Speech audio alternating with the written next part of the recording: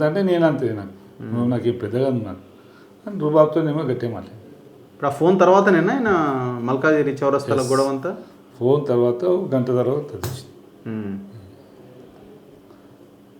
ఇప్పుడు మూడు ఉన్నాయి ఇక్కడ. బీఆర్ఎస్ వర్సెస్ కాంగ్రెసా, లేదు లోకల్ నాన్ లోకలా, ఓసీ అంటే బీసీ యాంగిల్, ఏ angle? Local local local angle, local non local. అది లోకలే కదా మల్కాజిగిరి ఎమ్మెల్యే మాజీ. అదే అల్వాల్ అలాగైతుంది, ఇప్పుడు మల్కాజిగిరి అలాగైతుంది. ఇంకేముంది ఇంకా ఈ 2-3 years కదా. ఇప్పుడు ఆయన ఇల్లు అల్వాలే కదా. ఆయన అల్వాల్ దులపల్లి కదా.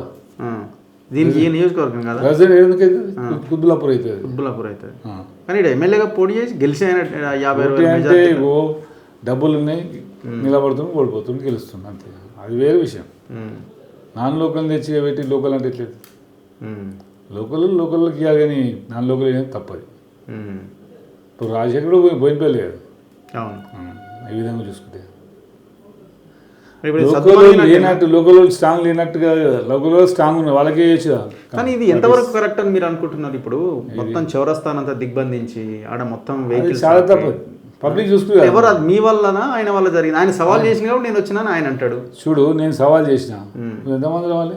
ఒప్పని దమ్ముంటే ఒప్పని రావాలి ఒక్కడు. ఇప్పుడు ప్రతి ఎమ్మెల్యే ఏదైనా ఉంటే కార్లో రోజు ఇంతమంది వేసుకుని తిరుగుతారా? ఈయన రోజు ఇదే పని, బుయ్య ఏందది వాళ్ళ ఏజ్ అయినట్టే అంతా. మల్కాజిగిరినా మళ్ళీ ఏమైనా అంతే. ఆయనకి 10 కార్లు ఉండాలి. ఏం అవసరమా?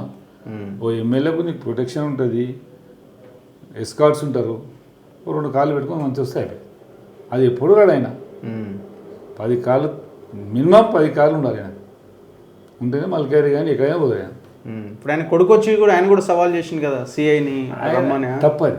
ఓ డ్రెస్లో ఉన్న సిఐని మీ ప్రొటెక్షన్ గురించి ఆయన వచ్చిండు, ఆయన తిట్టితే ఎట్లా?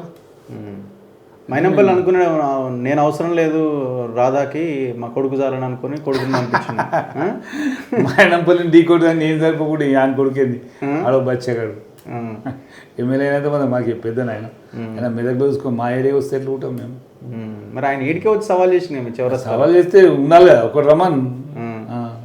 మా పబ్లికే కొడతారు, ప్రజలు కొడతారు, మేము కాదు. నువ్వెవడు రా అని. ఇప్పుడు మైనంపల్లిని మీరు ఇరిటేట్ చేస్తుర్రా అంటే? ఇప్పుడు ఎప్పుడు మైనంపల్లిది ఏదో గొడవ, మైనంపల్లిని మైనంపల్లిని ఇరిటేట్ చేసే అవసరమా? ఆయన ఆటోమేటిక్గా ఇరిటేట్ అవుతాడు. చిన్న పిల్ల వీడు కార్యకర్త వచ్చి ఇట్లా చెప్పన్నా ఇట్లా అంటే చెప్పేస్తాడు. అది కాదు, నువ్వు హోదాలు ఉన్నప్పుడు హోదా దగ్గర మా దగ్గర పోవాలి. అది నీ సిస్టమ్ ఉండాలి, నీ దగ్గర ఉండాలి. వాడు చెప్పిన నువ్వు వింటావు, ఇంకోటి చెప్తా అని వాటి వింటావు. ఇది ప్రజలతో గొడవ పడినట్టు చేస్తున్నాడు లీడర్స్ తోటి. తప్పు కదా. ఇప్పుడు లాస్ట్ టైం నేను కూడా మల్కాజిగిరిలో ఉన్నా, దాదాపు 7 సంవత్సరాలు ఉన్నాయి ఇక్కడ Vimala Devi Nagar. So last time ఇప్పుడున్న కార్పొరేటర్ 7 మీద అటాక్ జరిగింది, చాలా దారుణంగా కొట్టిరు ఆయన. ఆనాడు మీలాంటి వాళ్ళు రెస్పాండ్ అయ్యి ఉంటే ఇప్పుడు మీకు ఇవాళ ఆ ప్రాబ్లం వచ్చింది. అప్పుడు ఆయనతో మీరు మైనంపల్లితో ఉన్నారు కాబట్టి అప్పుడు మైనంపల్లితో లేని ఇప్పుడు రామ్ యాదవ్ వీళ్ళంతా ఎవరు మీరు లేరా అప్పుడు? నేను లేనే. అప్పుడు మీలాంటి వాళ్ళు రెస్పాండ్ అయితే అందరూ శ్రవణ్కు నేను కార్పొరేషన్ సపోర్ట్ చేసిన కదా. ఓకే, సపోర్ట్ చేస్తే గెలిచింది కదా. అటాక్ జరిగిన దాని విషయంలో ఇప్పుడు మీ మీద జరిగింది, ఇంకోరి మీద జరుగుతుంది. అటాక్ జరిగితే ఇప్పుడు ఆయన చిన్న పిల్లోడు శ్రావణ్ జరిగినప్పుడు వాళ్ళ నాన్న నాకు ఫోన్ చేసి ఇలా అన్న ఎలక్షన్ సపోర్ట్ చేయను. ఆ విధంగా ఆయన ఆ రోజు చెప్తే నేను నిలబడకుండా అడగాలి.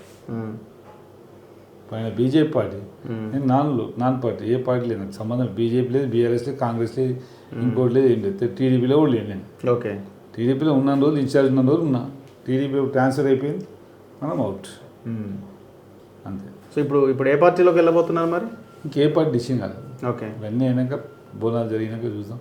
సో మల్కాజిగిరిలో పోటీ చేస్తారు ఖచ్చితంగా, భవిష్యత్తు చేస్తారు, ఖచ్చితంగా పోటీ చేస్తారు. మళ్ళీ అప్పుడు మైనంపల్లి మీకు ప్రత్యర్థి అవుతారేమో. కానీ ఏమైతే అమ్మవారు ఏమనికి ఇస్తే. కానీ ఇప్పుడు మైనంపల్లి పోగానే మల్లారెడ్డి ఫ్యామిలీ ఎంటర్ అయింది కదా మల్కాజిగిరిలోకి, మీరేడున్నారా? మల్కాజిగిరిలో ఎంటర్ అయిందంటే ఇప్పుడు 2 కాన్స్టిట్యున్సీలు అవుతాయి. ఓకే, అల్వాల్ మల్కాజిగిరి. అల్వాల్ వెళ్ళిపోవచ్చు, నేను మల్కాజిగిరి వెళ్ళవచ్చు. బీఆర్ఎస్ ప్లాన్ కాదు, బీజేపీ ప్లాన్ కాదు. మనకి ఎవరు వచ్చి ముందుకు వచ్చి నేను టికెట్ ఇస్తాను ఉంటేనే మనం వెళ్తాం. ఇప్పుడు ఎమ్మెల్యే కావాలన్న ఆలోచన మీది, మరి మీ రికార్డింగ్స్ మీ వీడియోలు చూస్తే పచ్చి బూతులు మాట్లాడుతున్నారు మీరు, ఇది ఎట్లా సమర్థనీయం? ఎప్పుడు మాట్లాడినా మొన్ననే మాట్లాడు, అదే మొన్న మాట్లాడినా మరి అదే అంటారు. అంతకుముందు ఎక్కడ మీద చూపించండి మరి అవన్నీ ఇంటి ఎట్లా జనాలు? జనాలకు అందరికీ తెలుసు రాధాకృష్ణ యాదవ్ ఏందనేది, ఈ మల్కాయ జనాలకు తెలుసు. అదేం ప్రాబ్లం లేదు. ఎక్కడ ఏం రాధాకృష్ణ మాట్లాడాలి అక్కడ మాట్లాడతా గట్టి అని, అదేం ప్రాబ్లం లేదు మనకు. అవతల బూతులు మాట్లాడితే మనం బూతులు మాట్లాడితేనే సమాధానమా? అంటే అవతల మనం తిట్టినాక మనం ఎట్లా భరిస్తాం? మనం చాతగానంలో అయిపోతాం. దీటుకు ఉంటేనే అది సరి సమానం అవుతుంది.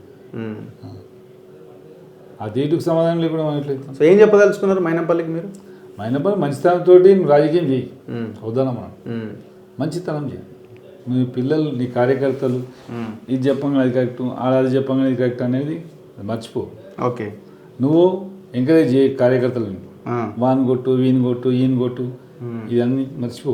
ఇప్పుడు అల్టిమేట్గా మీరు ఆయనకి ఏం చెప్పదలుచుకుంటున్నారు? మల్కాజ్గిరి ప్రజలకు ఏం చెప్తారు?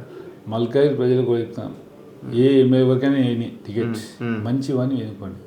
రాజశేఖర్ మంచోడు, చాలా మంచి వ్యక్తి. రేపు ఇక్కడ నిలిచినా పర్లేదు, అల్వాళ్ళు నిలిచినా పర్లేదు, ఆయన గెలవాలి. ఏ పార్టీలో ఉన్నా ఏ పార్టీ వ్యక్తి మంచోడు, ప్రజలకు సేవ చేసేటోడు ఉండడం చాలా మంచిది. ప్రజలను పీడించి తింటానంటే మంచిది. అంటే మీకోసం ఆయన కోసం మీ టికెట్ అయినా వదులుకుంటారా ఏంది? అట్లా మళ్ళీ అట్లా మంచితనం అన్నాం, మంచితనం చేసి మంచి చేస్తున్నాం, మంచితనం అంటున్నాం. హనుమంతరావు గారు ఫోన్ చేస్తాం. హలో, నమస్తే అన్న. ఇక్కడ మనకు జాయినింగ్ ప్రోగ్రామ్ ఉంది, పిసిసి మినిస్టర్స్ వచ్చారు మెదక్లా. ఒక్క 2 నిమిషాలు మాట్లాడతారా? ఒక 2 నిమిషాలు చెప్పన్నా. మీరు ఏమనుకోవద్దు, నేను ఇప్పుడు రాధాకృష్ణ గారి ముందు మీకు ఫోన్ చేస్తున్నా. వాడు వేస్ట్ గాడు, వాడితో మాట్లాడు, చిల్లర గాడు, వాడు రౌడీ షీటర్, వాడు చిల్లర నాకు పెట్టే వాడు 3 మందిని మెయింటైన్ చేస్తాడు. కావాలని వాడు వీడియోలు తీసుకొని ఇంట్లో కూర్చొని వీడియో మాట్లాడుకుంటూ చేస్తుండు. వాడు 3rd క్లాస్, వాడిని వదిలిపెట్టేయండి. 2 నిమిషాలు అంటే మీ అది మాట్లాడనంటుండగా 3rd క్లాస్ మిమ్మల్ని అంటుండు. అది మీరు గుర్తుపెట్టుకోండి, 3rd క్లాస్ వాడని అయినా గుర్తుపెట్టండి. అసలు మీతో మాట్లాడడానికి ఇష్టపడతలేడు. మాట్లాడాడు, తిట్టినాం కదా, పబ్లిక్స్ లక్షల మంది చూసారు వ్యూస్. ఇప్పుడు కవిత మీకు ఫోన్ చేశారు కదా, కవిత మీకు కూడా ఫోన్ చేసి వీడియో కాల్ చేసినట్టు. ఇప్పుడు ఆయన కూడా అంటున్నాడు మేము కవితకు సపోర్ట్ చేస్తాం అన్న యాంగిల్లో. చేసుకోమని నేను చేస్తాను చెప్పి సపోర్ట్ చేయడానికి మాట్లాడలేదు. నేను కవిత నేను సపోర్ట్ చేస్తే మాట్లాడలేదు. మళ్ళీ ఆమెతో కూడా మాట్లాడారు మీరు, ఇలా ఆయన పెంచి పోషించారు మీరు అంతా. తప్పు పెంచి పోషించారు, మరి బీఆర్ఎస్ తయారైంది బీఆర్ఎస్లా ఆయన. కానీ పబ్లిక్లో ఆయనకి పాజిటివిటీ లేదా? ఎక్కడుంది? 52,000 ఓట్లు మైనస్ పోయింది. 79,000 ఓటు గెలిచి ఇచ్చినాం ఆయనకు. 79,000, 52,000 గ్రాప్ పడిపోయింది. అంటే మీరు కూడా అర్థం చేసుకోండి ఇక గ్రాప్ ఎంత పోయింది అనేది. ఇప్పుడు ఇట్లాంటి సవాళ్ళు చేయాల్సిన అవసరం ఉందని మీకు అనిపిస్తుందా? మీరు చేసిన సవాల్ కరెక్టేనా? సవాల్ కరెక్ట్. పబ్లిక్ ఇన్కన్వీనియన్స్, ప్రజలకు ఇన్కన్వీనియన్స్ చేయడం నేను చేయలేదు. నేను ఎక్కడ చేసిన చెప్పండి? నాది ఒక వీడియో చూపాను ప్రజలకు ఇన్కన్వీనియన్స్ చేసినట్టు. నేను 2 వీలర్ మీద పోయినా. 2 వీలర్ మీద పోయినా? అవును, 2 వీలర్ పోయి నిలిచిన, సిఆర్ పోయినా మాట్లాడినా, మళ్ళీ జీబులు వచ్చేసిన. అంటే అక్కడ ఏదైనా లా అండ్ ఆర్డర్ ఇష్యూ వస్తే పరిస్థితి ఏమైపోవాలా? ఆఫీసుల నుంచి వెళ్ళే వాళ్ళు ఉంటారు. ఆ ఇష్యూ అవుతుందని ఆయన ముందు ప్రీ ప్లాన్డ్గా పోలీసుని అరేంజ్ చేసినాడు. ఆయన హోదా ఉంది కాబట్టి ఆయన ప్రీ ప్లాన్డ్గా పోలీసుని అరేంజ్ చేసుకున్నాను. నేను వస్తున్నా, మీరు అందరూ ఉండండి. అందరూ వచ్చి 100 మంది పైన ఉంటారు దాదాపు. నేను పోయినా, సీతో మాట్లాడినా, వద్దన్నా ప్లీజ్ ఉండకు వెళ్ళిపో అన్నాను. లేకపోతే జగదీష్ గారిని తీసుకుని నాచారం వేసింది, నన్ను కూడా నాచారము మల్లాపూర్లో ఎన్నో వేస్తారు.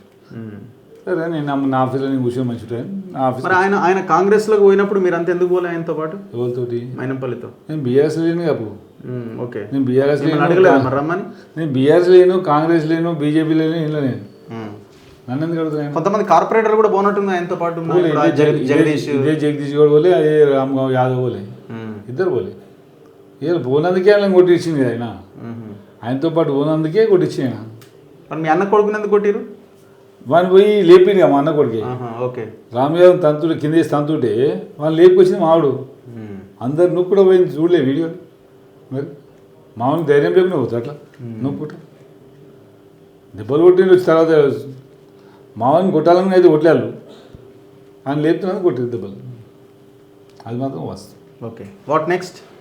Next plan is in future ఈ 4-5 రోజులు చూసినాక బోనాలు అయిపోయినాక ఈ బోనాలంతా పీస్ఫుల్ జరగాలి, పీస్ఫుల్ ఉండాలి అని కోరుకుంటున్నాను. తర్వాత అమ్మవారిదాలు రేపు బీజేపీ వాళ్ళు వస్తారు, ఒక ఈ మీటింగ్ గొడవ సర్దుమనగాలనుకుంటారా లేకపోతే ఇంకా ఇది గొడవలు చేసేది మేము కాదు, రగిలిపోతున్నా? గొడవలు చేసేది లేదు. ఇప్పుడు గొడవతో మాట్లాడింది ఎవడు?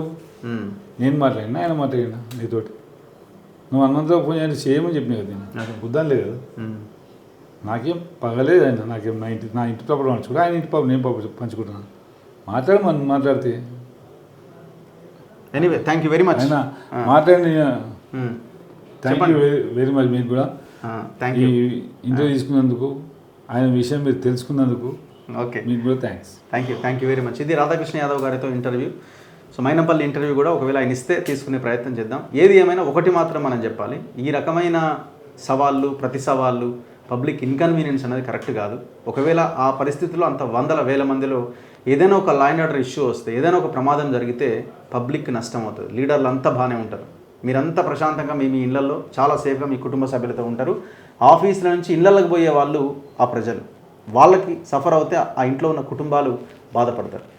ఆలోచించాలి, భవిష్యత్తులో ఇది జరగకుండా చూసుకోవాల్సిన బాధ్యత లీడర్ల మీద ఉన్నది. చూస్తూనే ఉండండి మన తొలి వెలుగు.